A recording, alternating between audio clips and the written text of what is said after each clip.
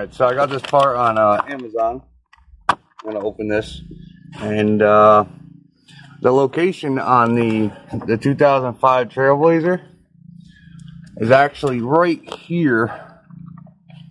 So in order for you to pull it out, you have to move or at least drop the power steering pump. So step one is be taking off your serpentine belt. So this is the new part, and as you can see, it has a nice spring around the screens. The problem with these parts is the springs get sucked into the solenoid, and then your truck is going to stall and run rough, and it's going to throw a code. I don't remember what code it is, but I'll throw it up on the screen. But as you can see, to pull this out, it's right there. There's no way you're doing it. It's too long. You can do it without removing the breather box, but you have to get room from the power steering pump. That's what we're going to do now.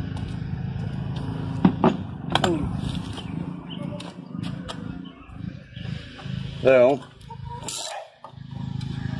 we're going to I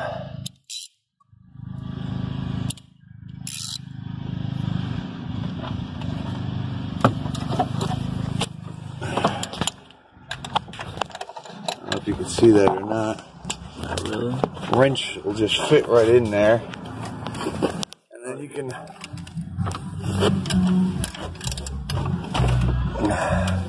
am I on the gotta get more leverage. Watch out, I gotta be where you are. I need this shit. I told you.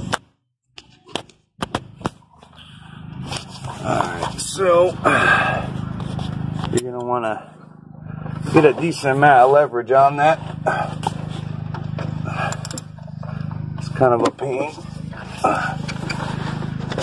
And then you can, I usually slip it off of the alternator side with my other hand. There we go. Now that you got your belt out, you can just kind of move it to the side like that, out of the way. Now on the power steering pump, if you look in between here, right here, let me get you have bolts right here. Can you see that bolt? Yeah. There's a bolt right there. There's a few of them, and there's holes in the front of the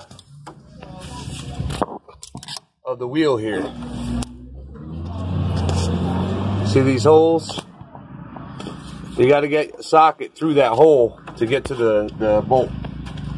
I believe they're a 10 millimeter. We'll find out in a second. Nope, it might be a 13 millimeter.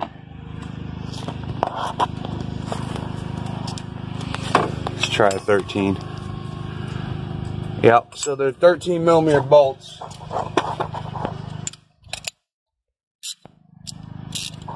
They're going to be kind of a pain in the ass to get to, but you can reach them.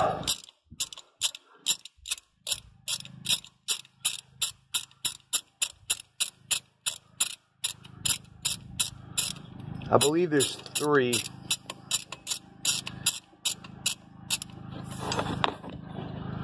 Oh, let's see if I can get my hand in here.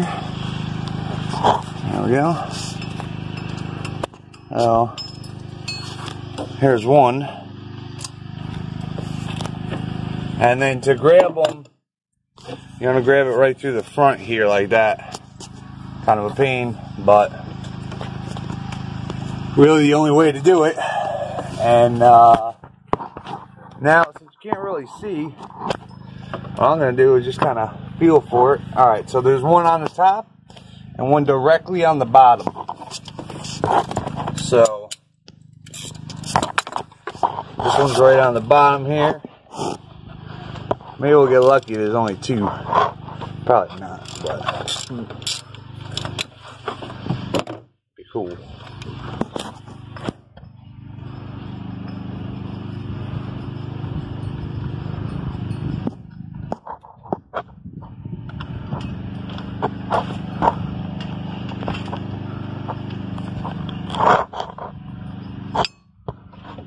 All you're pretty much doing is blind. Can't see anything.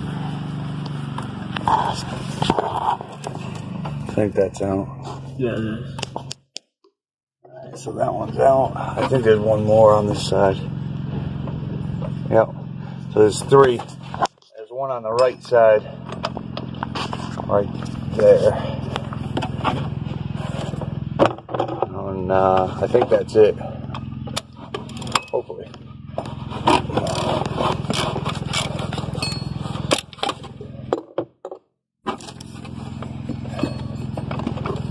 Yep, that pump is coming loose now. So you're gonna just, most likely you're gonna drop these bolts unless you have a magnet.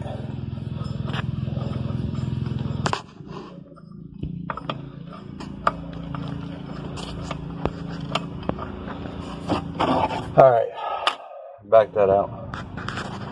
So once you get it loose, my bottom one is still in.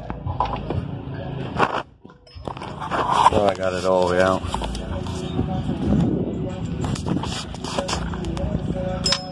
There we go. Now once you get it out, you can push it back all the way and you can take your bolts out easy. So now we have this kind of out of the way enough. You just need to drop it so that you have enough clearance now to pull the old one out. So this looks to be about a 10 millimeter.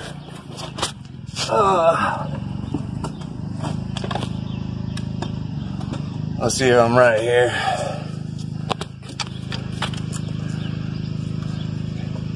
Yep, it looks like I'm gonna have to do a 10 millimeter with a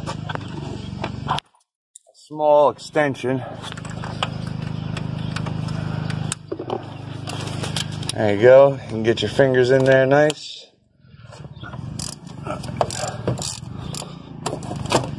Once you crack it, you should be able to just do it with your hand. Unless your car is very rusty.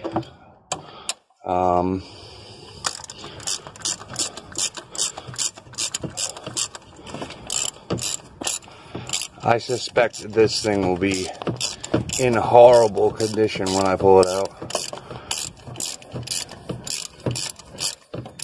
And this will also, well, at least on my truck, it makes my my oil light come on because it's not properly letting the oil flow through the cam.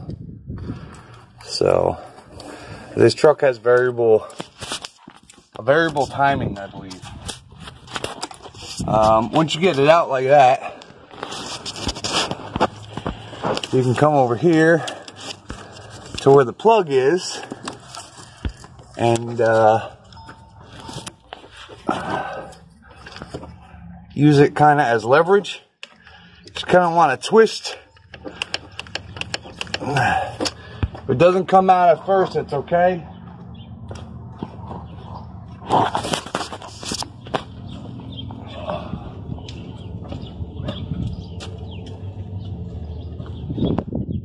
Just grab yourself a little WD-40 and spray it right around where where it goes in. It'll lubricate that rubber seal again. And you can just work it back and forth.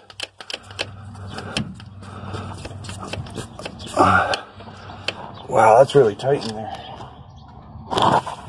Here, there's a little safety tab that you got to take out. Right here. You pull this out. And then you'll be able to push this down and unplug the wire. Then you can kind of grab it a little better and just yank her on out of there. Yeah. I mean, it's pretty bad.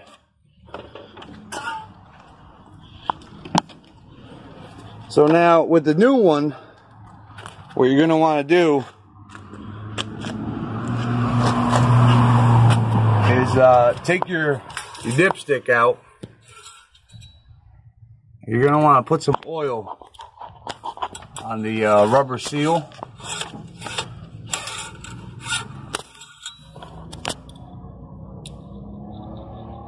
You don't need a lot.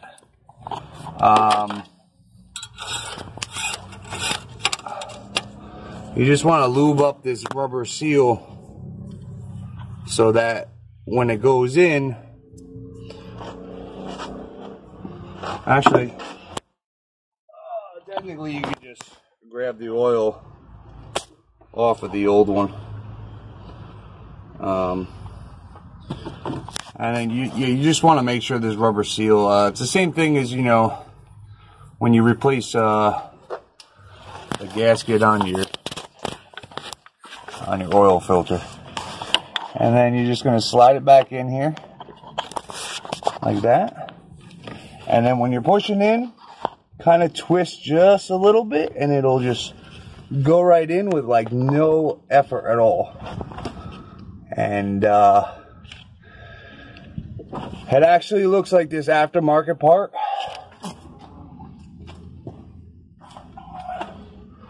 When they were drilling the hole, I don't think this bolt is going to go back in. No, it won't. So I have to take it back out. But as you can see, I could just give it a baby wiggle and it comes right out nice now. I got to drill this hole bigger. That is the downfall of buying a aftermarket part sometimes. Well, that's alright. Let me get the drill. So when I put it in, it looks like I just have to... Oh wait, does that come off? Oh, this actually moves. Huh. Maybe I didn't have it all the way seated. So if you buy this part, this key comes off. So maybe mine wasn't seated all the way. Before I drill it, let's try it again. If not, it looks like the old key comes off too. I might have to smack it with a hammer. But, because the key's not that bad. Let's see what happens. I didn't know it moved like that. I figured it was welded. I didn't really particularly take a very note, you know. Didn't really look at it that good. Let's see.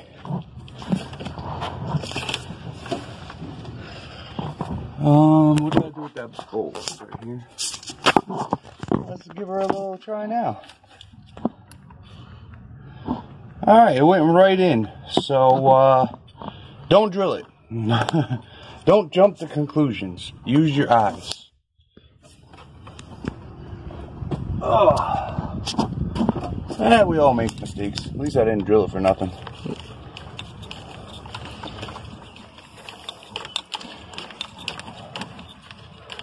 Alright, so this, you're not going to want to go crazy tight. You're just basically holding it from popping out. So you just want to get it a little bit snug. You are going into aluminum. Just a little bit, you know, not crazy. And then you can plug your wire back in.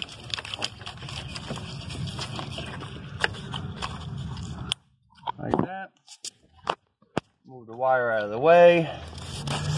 Now your truck will smoke a little bit. If you see, I did, when you pull it out, it's going to drip onto the manifold. So if you start your truck and it starts smoking, this is why. It'll burn off. It won't smoke for long. You got to put your little safety clip back in.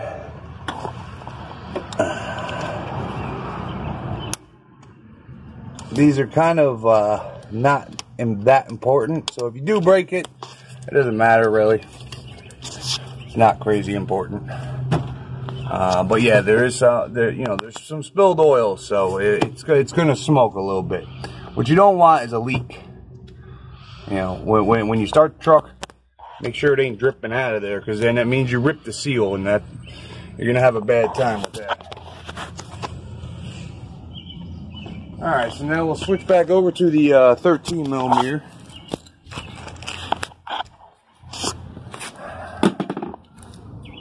You see that anywhere? The 13 millimeter? Yeah, where the hell did I put it? Did we put it back? No. No, because this is just the extension. Oh, it's right here. Alright, so now you got your 13 millimeter. Now this is going to be the tricky part. You have to lift this back up and match it back up with the holes. So it's going to be kind of tricky. Let's see here. So you're going to want to lift it and where is the hole? The hole's right there. Yeah, it's gonna be tricky. So this I have to do. You can videotape here. If they see it, they see it. If not, I need to be where you are.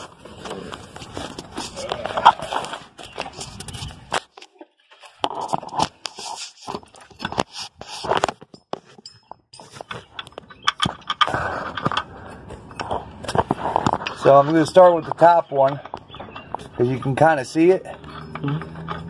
And you just want to screw it in just enough so that it's like holding it up like that. You don't want to go crazy tight, just get it hand tight. You got 2 more screws you got to put in. So there's another screw, or I don't know how to call them screws. They're not screws. There's a bolt right here.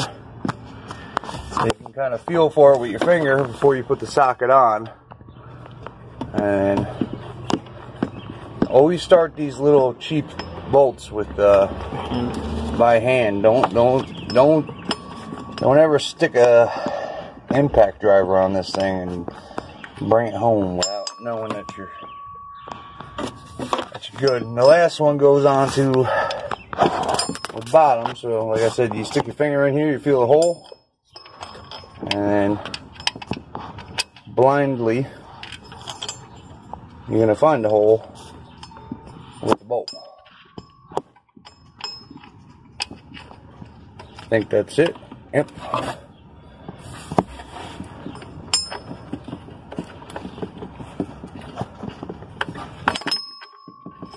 There we go. And if you're having trouble screwing it in, you can jiggle the pump a little bit. Like from the back, just kind of jiggle it a bit. Alright, now what you're going to do is you're going to go back through and snug them down. But don't go crazy, because again, this is aluminum as well.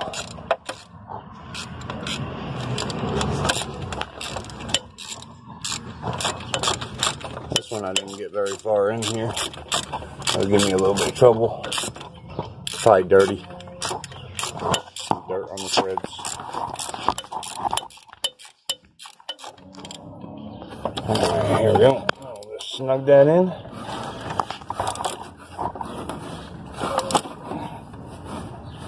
There we go. Do the top one.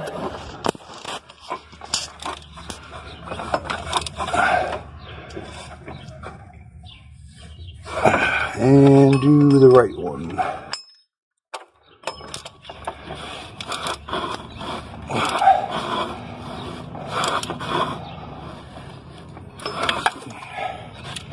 Alright, now we got that installed.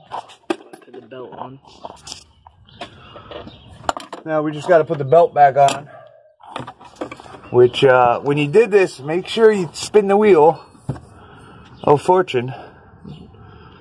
And make sure you didn't spill any oil on here, because it'll mess up your belt and you'll get a squeak or a slip. It's not fun. These things are loud and annoying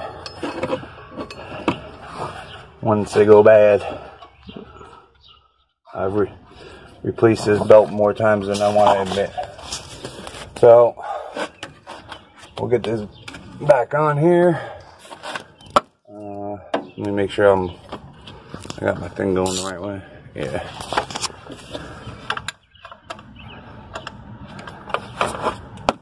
There's a little spot that this actually fits into in the idler pulley, or in the tensioner.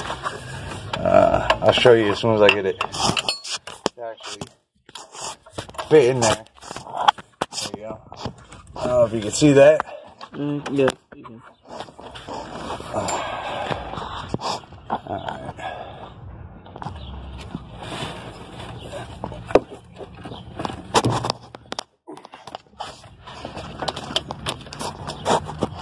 Alright. Everything looks good. Alright, so now all you would do is obviously reset your computer to get rid of the code. You got your new part. And when you hit the brakes and stuff, your truck won't want to stall anymore. So I hope this helped you guys out. If it did, please leave a like, a comment, and don't forget to subscribe.